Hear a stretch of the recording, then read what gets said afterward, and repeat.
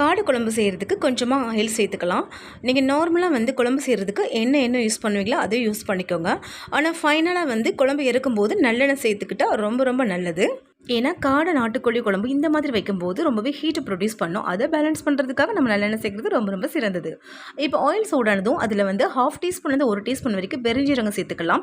சோம்பு சேர்த்ததுமே அது கொஞ்சம் பொரிய விடணும். அதுக்கப்புறம் வந்து நம்ம சின்ன ஸ்லைஸ் பண்ணி வச்சுருக்கோம் வெங்காயம், அதையும் சேர்த்துட்டு அது சீக்கிரம் வதங்கிறதுக்காக கொஞ்சமாக உப்பு சேர்த்துக்கலாம்.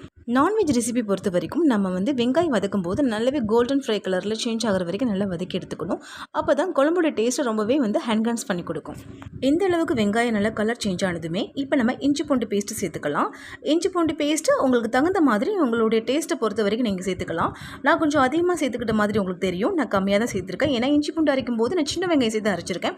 அதனால் உங்களுக்கு குவான்டிட்டி அதிகமாக இருக்கிற மாதிரி தெரியும். இஞ்சி பூண்டு பேஸ்ட்டு சேர்த்த பிறகு நல்லா அதோடைய ராஸ்மெல் போகிற வரைக்கும் சிம்மில் வச்சு நம்ம அதை வதக்கி எடுத்துக்கணும். இல்லைனா அடி பிடிச்சிடும்.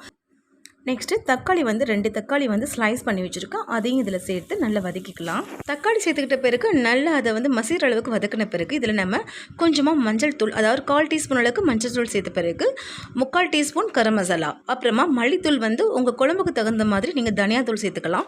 அப்புறமா காரத்துக்கு தகுந்த மாதிரி மிளகாத்தூள், அதுவும் உங்களுடைய காரத்துக்கு தகுந்த மாதிரி நீங்கள் சேர்த்துக்கோங்க.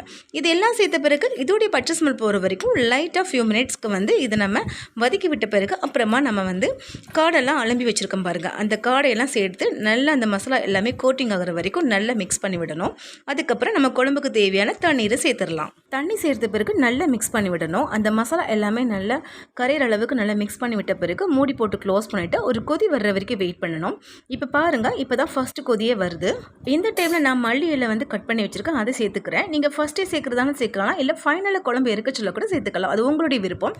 இப்போ வந்து குழம்புக்கு தேவையான உப்பை சேர்த்து அதையும் நல்லா மிக்ஸ் பண்ணி விட்டுடலாம்.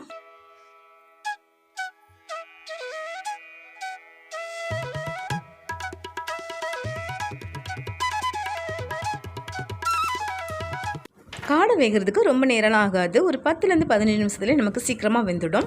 இப்போ பாருங்கள், இந்த மாதிரி நல்லா மிக்ஸ் பண்ணி விட்டுட்டு அது குக் ஆகிற வரைக்கும் கொஞ்சம் நேரம் வெயிட் பண்ணிவிட்டு அதுக்கப்புறமா நம்ம ஃபைனலாக தேங்காய் அரைச்சி அதை சேர்த்துக்க போகிறோம். இப்போ உங்களுக்கு கிரேவி பார்க்குறதுக்கு ரொம்பவே லிக்விடாக தண்ணியாக அந்த மாதிரி இருக்கும். ஆனால் நம்ம ஃபைனலாக தேங்காய் சேர்த்துக்க போகிறோம். அப்போ நல்லா அதோடைய கன்சிஸ்டன்சி நல்லா கரெக்டாக நல்ல குளுகுளுப்பாக சூப்பராக இருக்கும். காடை வேகிறதுக்கு அப்பப்போ மூடி போட்டு க்ளோஸ் பண்ணி வேக வைங்க, அப்போ தான் சீக்கிரமாக குக் ஆகும். இப்போ எனக்கு காடை நல்லாவே குக் ஆகிடுச்சு. இந்த ஸ்டேஜில் நான் தேங்காய் அரைச்சி வச்சுருக்கேன். அதாவது தேங்காவும் 1/2 டீஸ்பூன்லேருந்து 1 டீஸ்பூன் கசகசை சேர்த்துக்கிட்டால் குழம்புடைய திக்னஸ் வந்து நல்லாயிருக்கும். அது மட்டும் கிடையாது, டேஸ்ட் ரொம்பவே சூப்பராக இருக்கும். இப்போ இதை நான் அரைச்சதை நல்லா சேர்த்து நல்லா மிக்ஸ் பண்ணி விட்டுறேன். இப்போ உங்களுக்கு பார்க்குறதுக்கு ஒயிட்டிஷாக இருக்கும் குழம்பு. கொஞ்சம் நேரத்துலேயே அது பழைய நிலைமைக்கு வந்துடும். இப்போ மூடி போட்டு ஒரு 5 மினிட்ஸ் கழிச்சு நம்ம பார்க்கலாம். பார்த்தீங்களா, தேங்காயோடைய பச்சை ஸ்மெல்லாம் போய் அதோடைய கலர் எல்லாமே சூப்பராக சேஞ்ச் ஆகிடுச்சு. இந்த ஸ்டேஜில் ஒரே ஒரு பச்சை மிளகு ஜஸ்ட் ஃப்ளேவருக்காக தான், இது ஆப்ஷனல் தான், நீங்கள் தேவைப்பட்ட சேர்த்துக்கலாம். இதோடைய காரத்தன்மை எல்லாமே வந்து இதில் இறங்காது. ரொம்பவே ஃப்ளேவரபுளாக சூப்பராக டேஸ்டியாக இருக்கும்.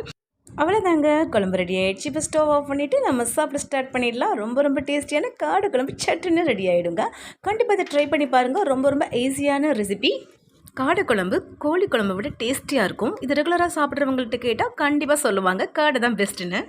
இந்த காடை கிரேவி சாப்பாடுக்கு நல்லாயிருக்கும். டிஃபன் ஐட்டம் சப்பாத்தி, ஆப்பம், தோசை, இட்லி, இடியாப்பம் இந்த மாதிரி அடுக்கிக்கிட்டே போகலாம். எல்லா டிஃபன் வெரைட்டிஸ்க்கும் ரொம்பவே ஆப்டான ஒரு ரெசிபி தான் அன்றைக்கி நான் உங்கள்கிட்ட ஷேர் பண்ணியிருக்கேன். ஓகே ஃப்ரெண்ட்ஸ், இது போல் வேறொரு ரெசிபியில் நம்ம பார்ப்போம். Until that boy.